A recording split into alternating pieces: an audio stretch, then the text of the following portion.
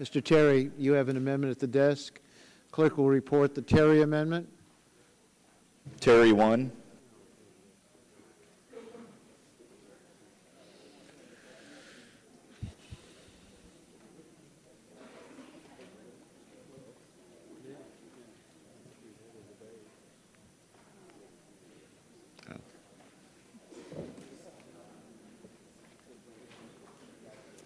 Just got here. Do you want to reopen the vote? Let him vote. I'm willing to do that if you want to. Amendment offered by Mr. Terry of Nebraska. Strike section 17. Without objection, the amendment will be considered as read, and the gentleman from Nebraska is recognized for 5 minutes. Thank you, Mr. Chairman. And this is a rather simple amendment. It reauthorizes TNA with the abstinence education Title V that is set to expire.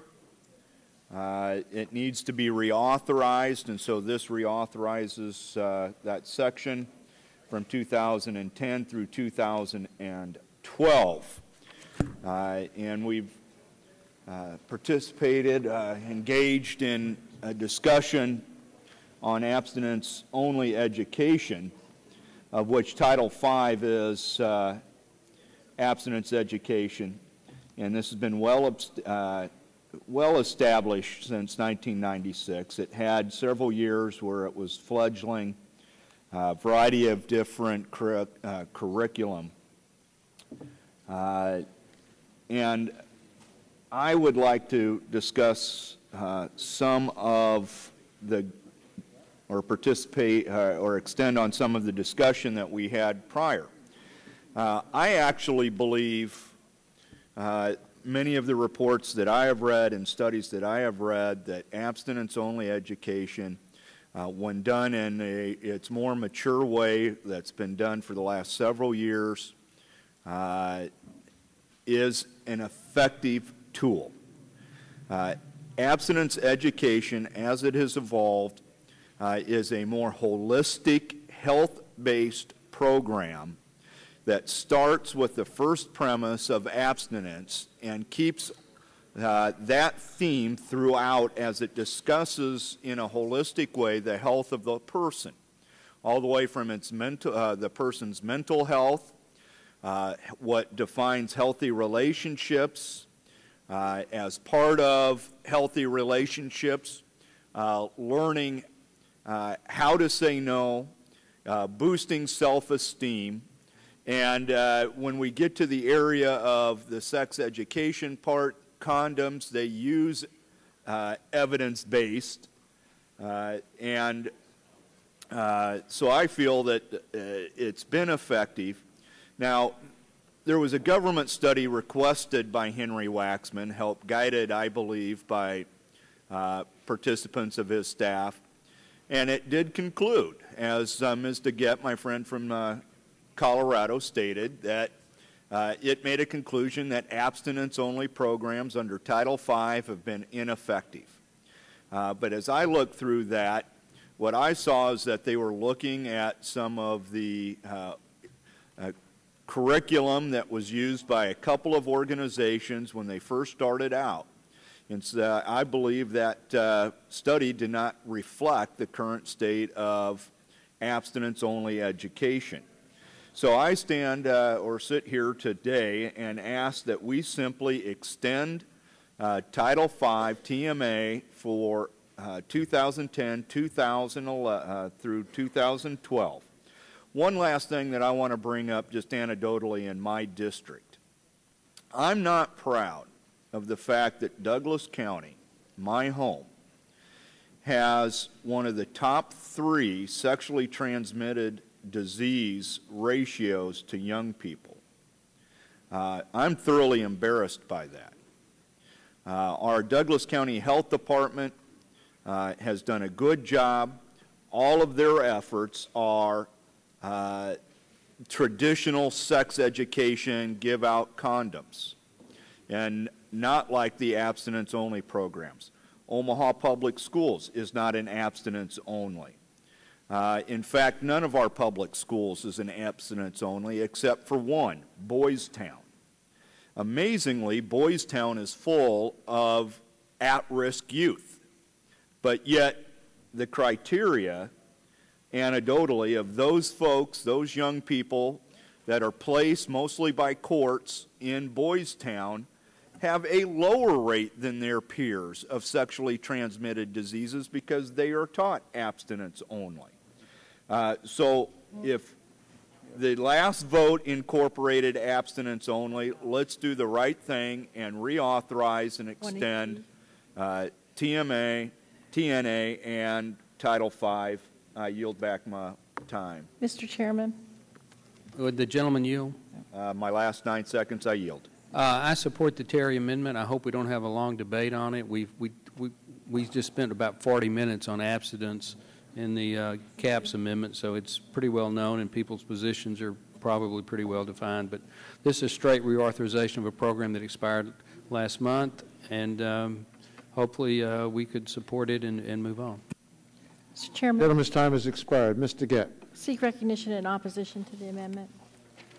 Gentlelady is recognized. I'll be very, very brief because we did just debate this for 40 minutes. But in 2007, between the two abstinence-only programs, we were spending over $200 million. And there's been a lot of concern expressed tonight for the fiscal responsibility that we're showing in this legislation.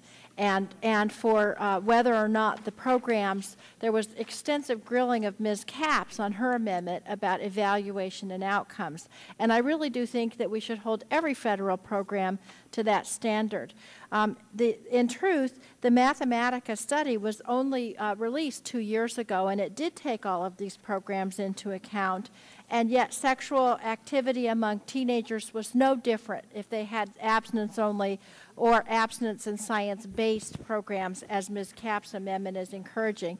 And, Mr. Chairman, that's why 23 states have rejected this Title V money, because they realize that it just doesn't work. So I would suggest, if we're concerned about the things Mr. Boyer is saying and many, many other people about not only preventing teen pregnancy but also sexually transmitted diseases, we should defeat this amendment because it's a waste of money, it's a waste of a program, and we should put our efforts where it's going to work into saving our young people. With that, I'll yield back. Mr. Chairman. Mr. Chairman. I'll yield to the gentlelady from Wisconsin. Thank you for yielding, and I don't want to prolong the debate too long either, but I didn't weigh in the last round, so I do want to share a couple of thoughts. I mean, first of all, the encouragement of abstinence is an important message, but it should never be the only message. The lives and well-being and health of our young people are just too important. I am familiar with a number of peer-reviewed studies that have found these abstinence only until marriage to be broadly ineffective. And we've been talking a little bit about the Mathematica policy research study that was reported in 2007, but in addition to that, there's been studies and reports from 13 states that have evaluated their own Title V abstinence-only programs. There has been a report in early November 2007 from the National Campaign to Prevent Teen and Unplanned Pregnancy, releasing a report called Emerging Answers, which discussed what programs work in preventing teenage pregnancy and STDs, including HIV. And that report found strong evidence that abstinence-only programs do not have any impact on teen sexual behavior. The study found no evidence to support the continued investment of public support or public funds, and I quote from that report, "In sum, studies of abstinence programs have not produced sufficient evidence to justify their widespread dissemination. Only when strong evidence demonstrates that particular programs are effective should they be disseminated more widely." The study also found that to date no abstinence only until marriage program that is of the type to be eligible for funding from the federal government had been found in a methodologically rigorous study to positively impact teen sexual behavior. And I quote from that aspect of the study, "At present there does not exist any strong evidence that any abstinence program delays the initiation of sex, hastens the return to abstinence, or reduces the number of partners In addition, there is strong evidence from multiple randomized trials demonstrating that some abstinence programs chosen for evaluation because they were believed to be promising actually had no impact on teen sexual behavior. There's another study came out in mid-July published by the British Medical Journal that actually looked at abstinence-only curricula in multiple nations. But again, it was a very dim view in terms of their effectiveness.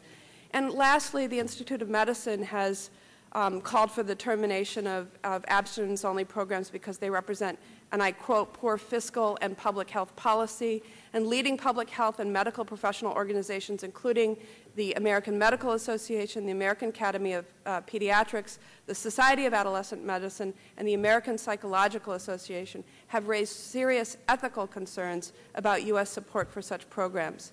These organizations and many others do not support abstinent only until marriage programs, but instead support a comprehensive approach to educating young people about the consequence of their behaviors, very much the type of programs that were embodied in the amendment that we just considered. And with that, I would yield back. Mr. Chairman. Chairman, I move to strike the last word. Yes, Mr. Boyer. I agree with the ranking member. I thought this was pretty well settled in the last discussion on the Ms. Capps amendment. And Ms. Capps, I went ahead, I voted for your amendment. I'm quite certain it will upset some of my constituents that I've done that. But I've done that because I want a pragmatic approach to a pandemic in our society. So for those of whom are arguing that the abstinence only is not the correct approach, I just want you to know I don't believe that. I believe in a pragmatic approach which couples a harm reduction strategy with abstinence.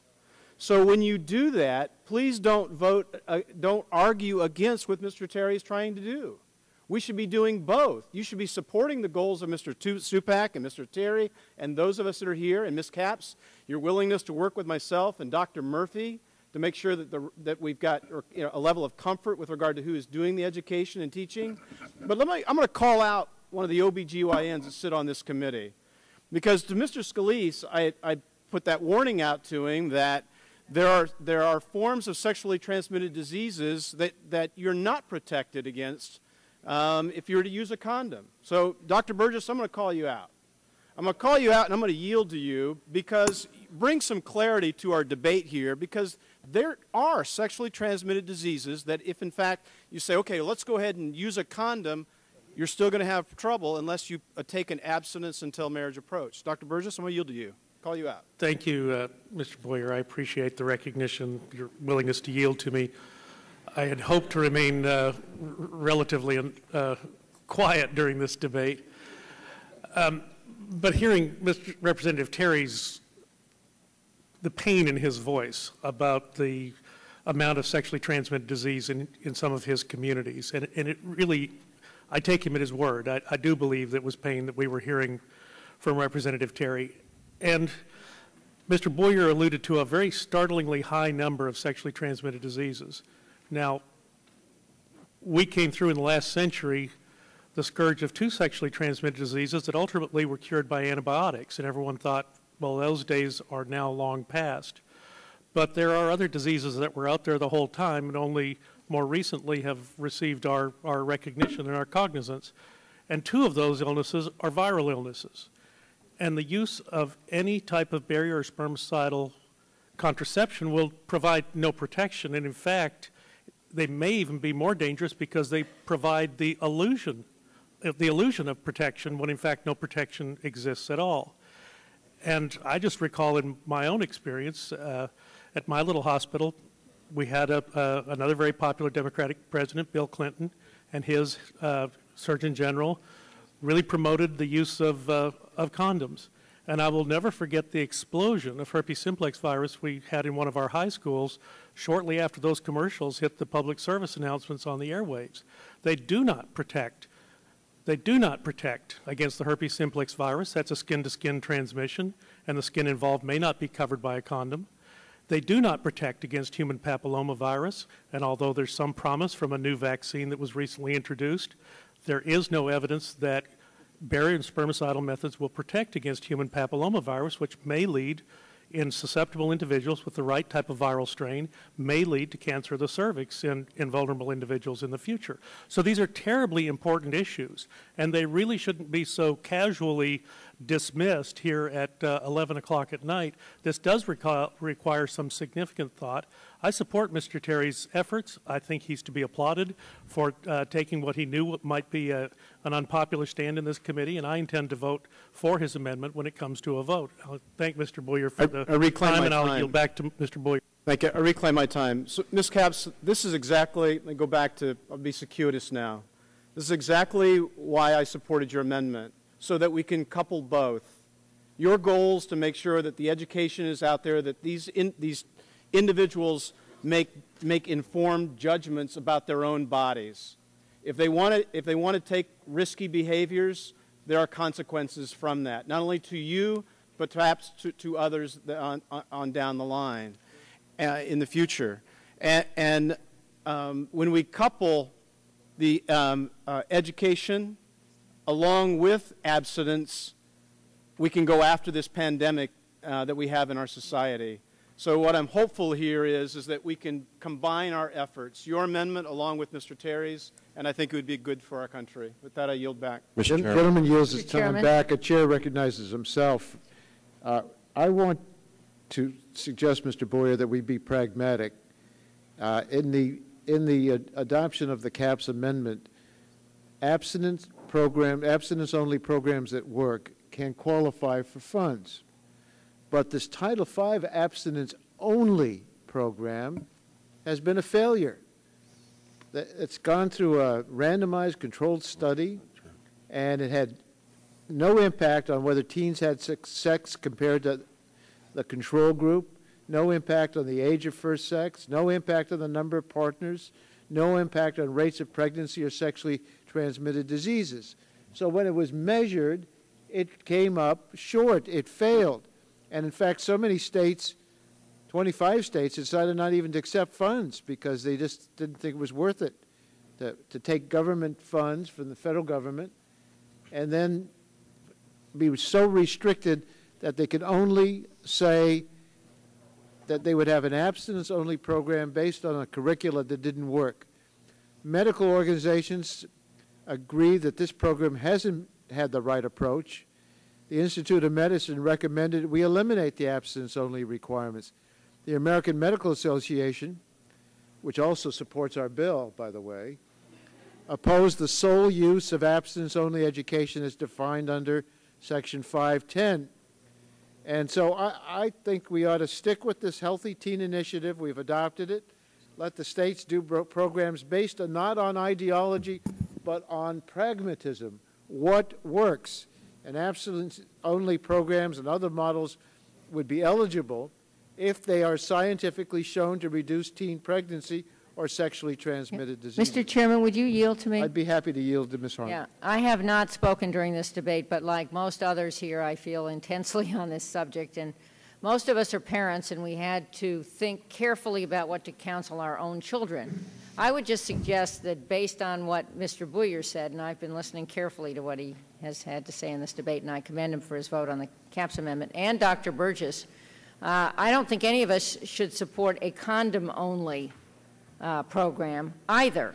I think what makes sense is to let the CAPS language work and then support what the evidence tells us to support, including abstinence programs if the evidence tells us that they work. And so I would urge a no vote on this amendment, and thank you for yielding to me. Let me just point out that we all agree that programs should emphasize abstinence. No one's disagreeing with that.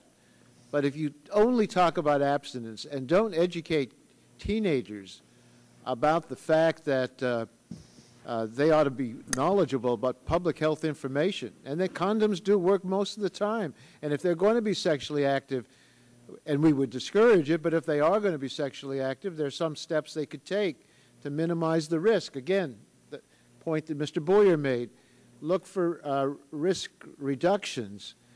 That's at least an honest approach, but emphasize abstinence, but don't make that the only requirement. Who else Will the wanted- gentleman yield? Mr. Chairman. Who wants me to yield? Mr. Pitts. Thank you, Mr. Chairman. I haven't weighed in on this. I'd like to support the Terry Amendment. The abstinence, Title V abstinence education and temporary medical education programs expired on June 30, 2009. And I have copies of these studies. There's been some misstatements made here. I'd just like to correct a couple of them. The Mathematica study evaluated only 4 out of over 700 Title V abstinence education programs. And the programs they selected were some of the earliest programs developed, as Mr. Terry said. Abstinence education programs have evolved significantly since 1999 when the study began. And it studied students only in elementary and middle school without any reinforcement in high school. Far from just say no approach, the skills taught include the following: building healthy relationships, goal setting, effective decision making, self-efficacy skills, medically accurate information on contraception, and full information on STDs. And I could go on and on, but just let me say that in 2006, a Zogby poll demonstrated that parents prefer abstinence education. An overwhelming 78% of parents believe that sex education classes should emphasize abstinence. Sexual activity among teens has physical, emotional, social consequences. In fact, sexually active females are 3 times more likely, and males are 8 times more likely to attempt suicide. Rates of depression are 3 times lower in abstinent girls and 2 times lower in abstinent boys. Further, risky sexual behavior often leads to other risky behavior among teens, such as alcohol and drug use. I think abstinence education is important. It's an important form of health risk avoidance education. I think it provides teens with accurate and appropriate information about the risk of sexually transmitted diseases and pregnancies, teach them how to avoid risky behavior. I think we should all support this amendment because we all support our youth, and I think we support equipping them to make positive life choices. So I urge support for the Terry Amendment. I think it's critical, and I thank you and yield back. Gentleman yields back. Are we ready for the vote? Mr. Chairman. Who's seeking? Mr. Chairman, over here. Yes. Move strike the last word. Mr. Chairman, Mr. Booyer didn't give me a shout out in regard to OBGYN's opinion, but I want to express my opinion on this important issue and to support, very strongly support, the Terry Amendment. I think what Mr. Pitts just said is so darn important. You know, you gave us the results of a study. Mr. Chairman, you said that the study showed that abstinence only is ineffective, age of first sexual activity, number of sexual partners. But, you know, again, that was based on some early programs, some very early programs that did not have follow-up from middle school to high school. And what Mr. Pitts is saying, rates of suicide, success of marriage, mental and emotional status as an adult, the opinion of the parents in a Zogby poll. I mean, you know, you can quote all these scientific studies you want to, and statistics can say whatever you want them to say. But when you ask parents if telling their children to avoid sexual activity until marriage, maybe they don't. But I just can't help but intuitively feel that the age of first sexual activity, the number of sexual partners, certainly sexually transmitted diseases, all would be reduced. So I think it's a common sense amendment. I don't say that a comprehensive approach is not important.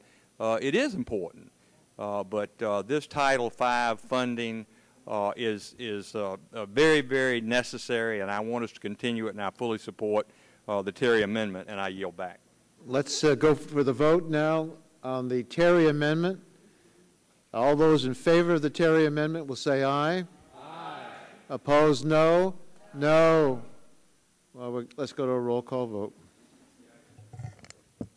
Mr. Waxman? No. Mr. Waxman, no. Mr. Dingle? Mr. Dingle votes no. Mr. Markey? Mr. Boucher? Mr. Pallone? Mr. Pallone, no. Mr. Gordon? Mr. Rush? Ms. Eshoo? Ms. Eshoo, no. Mr. Stupak? Mr. Stupak, aye. Mr. Engel? Mr. Engel, no. Mr. Green? Mr. Green, no. Ms. DeGette? Ms. DeGette, no. Mrs. Capps?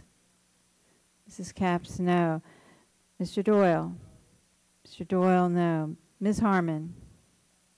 Ms. Harmon, no. Ms. Schakowsky? Ms. Schakowsky, no. Mr. Gonzalez? Mr. Gonzalez, no. Mr. Inslee? Mr. Inslee, no. Ms. Baldwin? Ms. Baldwin, no. Mr. Ross? Mr. Weiner? Mr. Weiner, no. Mr. Matheson? Mr. Matheson, no. Mr. Butterfield? Mr. Butterfield, no. Mr. Melanson? Mr. Melanson, aye. Mr. Barrow? Mr. Barrow, aye. Mr. Hill? Ms. Matsui? Ms. Matsui, no. Mrs. Christensen? Mrs. Christensen, no. Ms. Castor? Ms. Castor, no. Mr. Sarbanes? Mr. Sarbanes, no. Mr. Murphy of Connecticut? Mr. Murphy, no. Mr. Space? Mr. Space, no. Mr. McNerney? Mr. McNerney, no. Ms. Sutton? Ms. Sutton, no. Mr. Braley? Mr. Welch? Mr. Welch, no. Mr. Barton? Mr. Barton, aye. Mr. Hall? Mr. Hall, aye. Mr. Upton? Mr. Upton, aye. Mr. Stearns? Mr. Stearns, aye. Mr. Deal? Mr. Deal, aye. Mr. Whitfield? Mr. Whitfield, aye. Mr. Shimkus? Mr. Shimkus, aye. Mr. Shattuck? Mr. Shattuck, aye. Mr. Blunt? Mr. Blunt, aye. Mr. Boyer?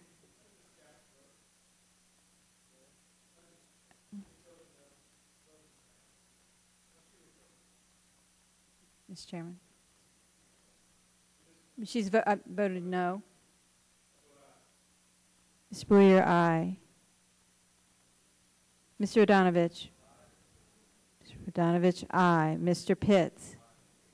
Mr. Pitts, aye. Ms. Bono Mack? Ms. Bono Mack, aye. Mr. Walden?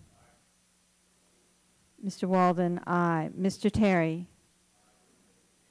Mr. Terry, aye. Mr. Rogers?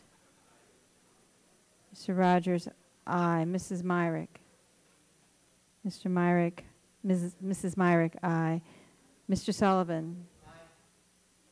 Mr. Sullivan, aye. Mr. Murphy of Pennsylvania? Mr. Murphy, aye. Mr. Burgess? Mr. Burgess, aye. Ms. Blackburn? Ms. Blackburn, aye. Mr. Gingrey? Mr. Gingrey, aye. Mr. Scalise? Mr. Scalise, aye. Mr. Markey? Mr. Markey, no. Mr. Boucher? Mr. Boucher votes no.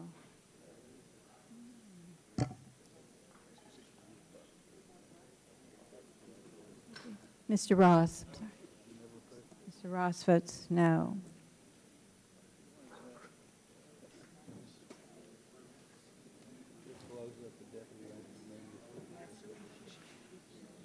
Have all members responded to the vote? know there's some members on the way.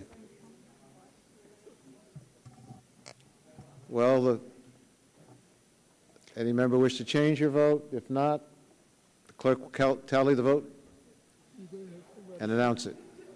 Mr. Chairman, on that vote, there were 26 ayes and 29 noes. 26 ayes, 29 noes. The amendment is not agreed to.